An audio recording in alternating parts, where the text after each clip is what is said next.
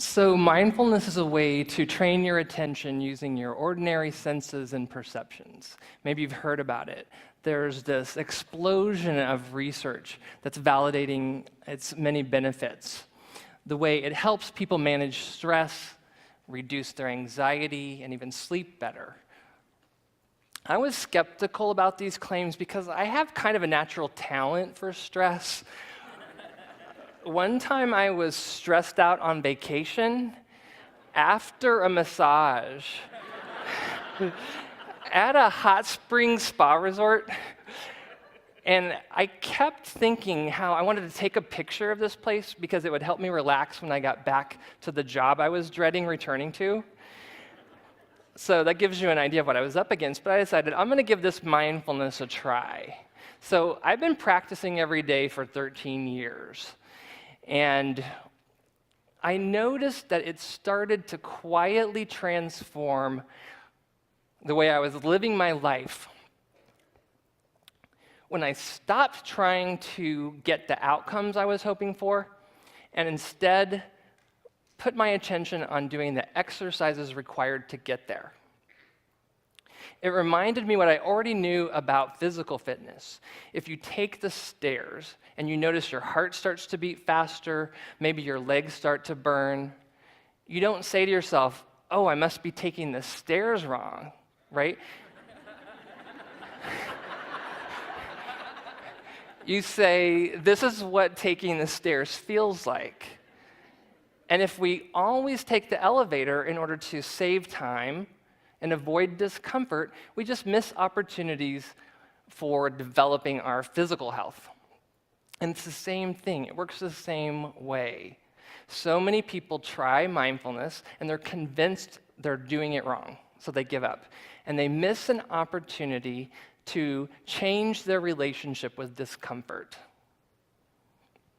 And if you expect your everyday life to be free of discomfort and confusion, you're going to spend all your energy worrying, trying not to feel what you feel, and saying, this messy life is not my real life.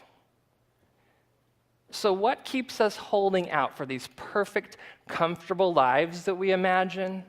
And how can training your attention help address these habits?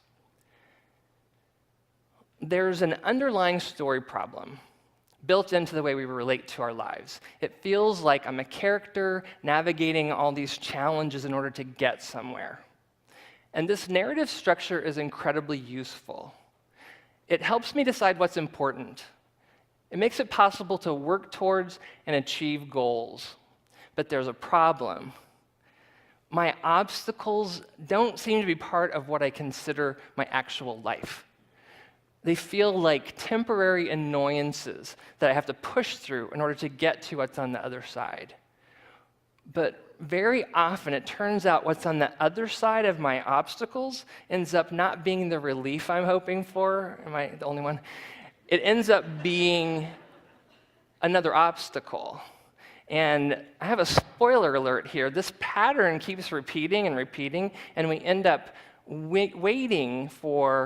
habitually waiting for what's ever happening to pass. And this dilemma scales all the way down to the moment-by-moment experience. All these little looping stories of waking up on time and trying to get to work and going to meeting and dealing with difficult people, deciding what to eat. And maybe the best we can do is sometimes comfort ourselves with the idea of evenings and weekends and vacations, right? But it's at this moment-by-moment scale where the work of mindfulness occurs. All these little places where we distract ourselves and go on to autopilot. But mindfulness isn't a solution to your story problem. So don't cancel your therapy appointment. It's not a narrative solution at all. It's actually a solution for the problem of living within these narrative constraints. And any time that you habitually check out starts to become an opportunity for checking in. So let me give you a little exercise that you can use in any situation. All you have to do is pause to notice some sensory detail of your current experience. Let's give this a quick spin. For just a few seconds, what's it like to see? It's easy. What's it like to hear?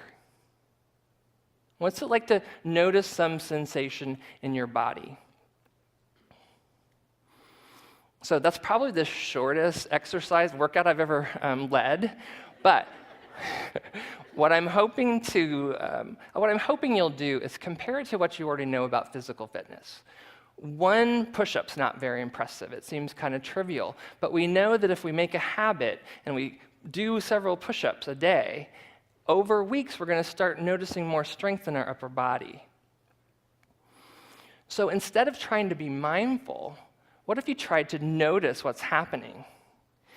Every time you stop and pay close attention to what's happening, you disrupt that narrative of your life, from inside your story. Instead of trying to live in the moment, what if you just started to sneak this kind of noticing into your routine? When you take a shower, what would it be like to actually feel the water hitting your body or smell the shampoo? What would it be like to taste your coffee? What if you notice what it looks like to see the screen in your hand and once in a while look up and see what's right in front of you, right? Any activity that doesn't require much thinking will work for this. And it turns out there's a lot more of them than you realize once you start looking. And nobody needs to know that you're doing this. In fact, I recommend you kind of keep it to yourself. I've kind of learned from experience that nobody wants to hear about the relaxation you're savoring in your legs during a meeting.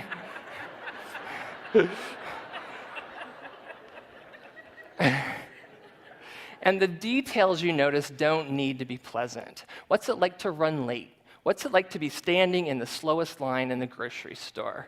What's it like to watch your windshield wipers as you're waiting for the light to turn green? Your strategy for living in the present will go a lot better when you accept how frequently the present sucks.